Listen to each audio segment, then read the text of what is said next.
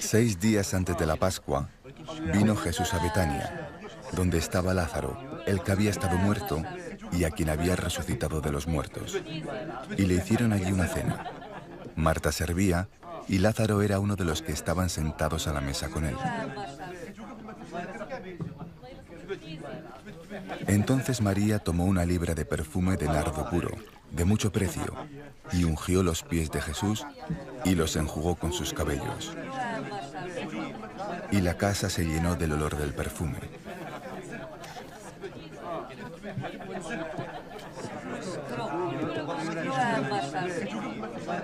Y dijo uno de sus discípulos, Judas Iscariote, hijo de Simón, el que le había de entregar: ¿por qué no fue este perfume vendido por 300 denarios y dado a los pobres?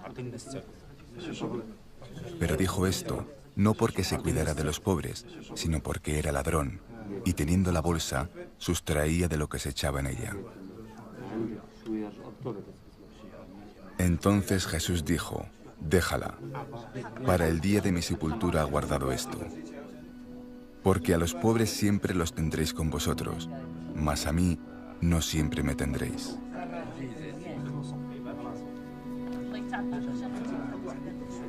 Gran multitud de los judíos supieron entonces que él estaba allí, y vinieron, no solamente por causa de Jesús, sino también para ver a Lázaro, a quien había resucitado de los muertos. Pero los principales sacerdotes acordaron dar muerte también a Lázaro, porque a causa de él, muchos de los judíos se apartaban y creían en Jesús. Palabra del Señor, gloria a ti, Señor Jesús. Vemos un contraste entre los que rechazan al Señor y los que están con el Señor. Vemos un grupo de personas que, movidas por el interés, quizá por el morbo, quizá por querer conocer la verdad, van a visitar la casa de Lázaro, de María y Marta, para constatar el milagro de la revivificación de Lázaro, de la resurrección, aunque no se puede hablar de una resurrección igual, ni siquiera semejante a la de Jesús. Creo que es más correcto decir que lo revivificó, regresó a la vida, una vida como la que nosotros vivimos. El milagro estaba allí patente. El hombre que había muerto y que tenía ya 4 días de muerto, el amigo del Señor, que apestaba ya, a la potente voz de mando del Señor: Lázaro, sal de ahí. En un instante vuelve a tomar figura, en un instante queda limpio inclusive de la muerte y sale caminando por su propio pie. Era un milagro tremendo. Tanto que los enemigos del Señor planean matar al propio Lázaro, porque era motivo para que muchos judíos se separasen y creyeran en Jesús. Sin embargo, curiosamente, todos estos creyentes de Jesús, ninguno intervino durante la crucifixión y el juicio terrible y deshonesto al que es sometido tanto en el palacio de Caifás como en el palacio con Pilatos. Ese día no queda un solo amigo del Señor que se atreva a hablar por él. El día de la glorificación del Señor, el día de la prueba mayor. Vemos esta imagen de María, de aquella mujer que se asienta a escuchar a los pies del Señor. Cómo toma lo mejor que tenía en su momento, este perfume, para ungirle los pies. Pies que seguramente había besado muchas veces. Vemos el contraste también del otro que está con el maestro por el interés económico.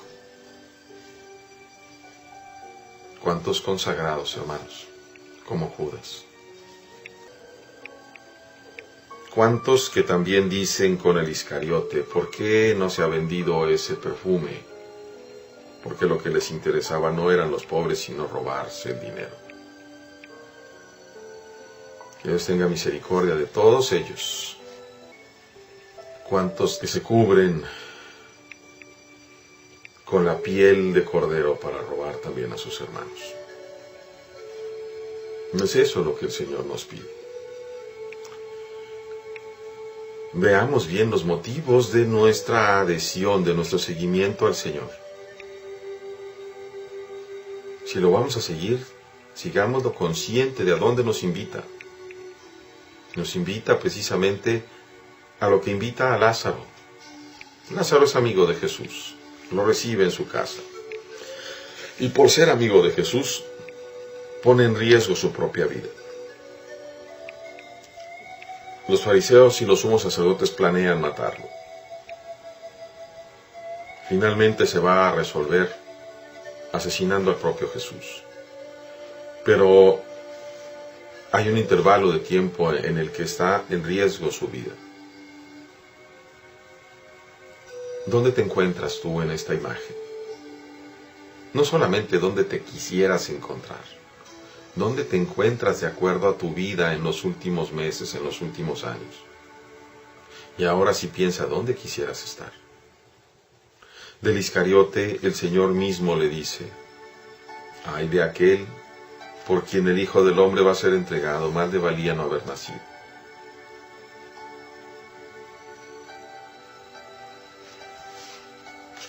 Podríamos pensar muy teológicamente que solamente una vez se ha traicionado al Señor y tendríamos un gran error.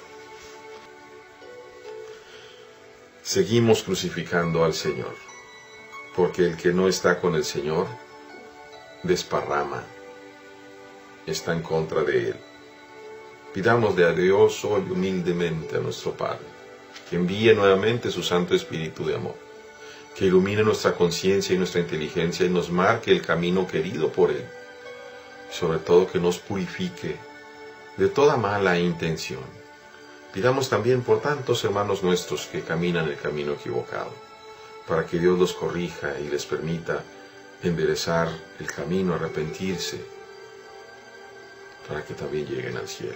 Y esforcémonos nosotros, hermanos, cada uno de nosotros, por llegar justamente al cielo. Dios les bendiga.